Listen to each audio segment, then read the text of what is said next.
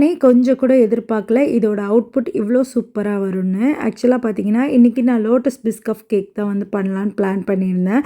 So இது வந்துட்டு first டைமா நான் இப்போ தான் ட்ரை பண்றேன். இதோட டேஸ்ட்டுமே அல்டிமேட்டா இருந்தது. பிகாஸ் நான் வந்துட்டு இது மெனுல ஆட் பண்றதுக்காக தான் செய்து பார்த்துருந்தேன். நம்ம செய்து, நம்ம சாப்பிட்டு, நம்ம அத ஃபீல் பண்ணதுக்கப்புறம் தான் நம்மளோட கஸ்டமருக்கு அத எடுத்துட்டு போவோம். என்ன பொறுத்தவரைக்கும் நான் அப்படிதான். இந்த கேட்குறாங்கன்னு சொல்லிட்டு நம்ம செய்து பார்க்காம அப்படியே ரிஸ்க் எடுத்து அவங்களுக்கு வந்து செய்து கொடுக்க மாட்டேன். என்னதான் நமக்கு அதோட ரெசிபி தெரிஞ்சாலும், மெனு தெரிஞ்சாலும் நம்ம வந்துட்டு என்ன பண்ணணும்னா, ஃபஸ்ட்டு நம்ம சாப்பிட்டு பார்க்கணும். ஃபீல் பண்ணி பார்க்கணும். அது எப்படி வருது அப்படின்னு சொல்லிட்டு. அதுக்கப்புறம் தான் அவங்கள்ட்ட வந்துட்டு நம்ம ஒத்துக்கணும். சரி நாங்க செய்து தரோம் அப்படின்னு சொல்லிட்டு. நான் வந்து யோசிச்சுட்டே இருந்தேன். லோட்டஸ் பிஸ்கஃபோட கேக் வந்துட்டு எதனால இவ்வளோ ஹை ரேட் சொல்றாங்க அப்படின்னு சொல்லிட்டு. கடைசியில நான் செய்து பார்க்கும்போது தான் எதனால அப்படின்னு சொல்லிட்டு நமக்கே தெரியுது.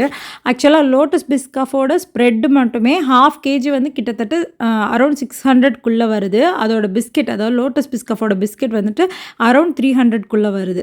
ஸோ இதில் வந்துட்டு அந்த பிஸ்கஃபோட ஸ்ப்ரெட்டை வந்து 1/2 கேஜி கேக்குக்கே கிட்டத்தட்ட ஒரு 1/4 பாட்டிலுக்கும் மேலே நம்ம வந்து ஸ்ப்ரெட் வந்து கொடுக்க வேண்டியதாக இருக்குது. ஸோ இதனால தான் இதோட ரேட் வந்துட்டு பயங்கர ஹையாக இருக்குங்கிறத நான் செய்து பார்க்கும்போது தான் வந்துட்டு தெரிஞ்சுக்கிட்டேன். ஏன்னா நான் வந்து ஒரு ஹோம் பேக்கர்கிட்ட கேட்டேன், எவ்வளோ ரேட்டுக்கு இது கொடுக்கலாம், எவ்வளோ ரேட் கொடுத்துட்ருக்கீங்கன்னு. அவங்க சொன்னாங்க 1300 லேருந்து 1500 உங்களோட ஏரியாவை பொறுத்து அப்படின்னு சொல்லிட்டு. 1300லேருந்து 1500க்கு அப்படி என்ன இருக்குது அப்படின்னு ஹைப் கொடுக்குறாங்களே, நீங்கள் செய்து பாருங்கள், நீங்கள் சாப்பிட்டு பாருங்கள், அப்புறம் தெரியும் உங்களுக்கு. அதோட ப்ராடக்டெல்லாம் நீங்கள் யூஸ் பண்ணி பாருங்கள், அப்புறம் தெரியும் அப்படின்னு சொன்னாங்க. உண்மை அதுதான். நான் வந்து சாப்பிட்டு பார்க்குறது, செய்து பார்க்குறதெல்லாம் விட அதுக்கு வாங்குகிற அந்த மெட்டீரியலோட காஸ்ட் வந்து அவ்வளோ ஹை ஆயிடுச்சு. ஆக்சுவலாக பார்த்தீங்கன்னா, நான் ரீசெண்டாக இன்ஸ்டாகிராமில் ஒரு ரீல்ஸ் பார்த்தேன். அப்போ வந்து 1/2 கேஜி ப்ரௌனி செய்கிறதுக்கு 190 என்னமோ போதும். அதாவது அதுக்குள்ளே எல்லாமே செலவு, கேரண்ட் பில்லு, சாக்லேட்டு, மைதா, கொக்கோ பவுடர் எல்லாமே அடங்கிரும். மீதி இருக்கிறது எல்லாமே உங்களுக்கு ப்ராஃபிட் தான் அப்படிங்கிற மாதிரி போட்டிருந்தாங்க. ஆக்சுவலாக 1/2 கிலோ வந்து இப்போ நம்ம ஒரு 500 சேல்ஸ் பண்ணுறோன்னு வச்சுக்கோங்க. 200 தான் ப்ராடக்டாம். 300 வந்துட்டு நமக்கு வந்து ப்ராஃபிட்டாம்.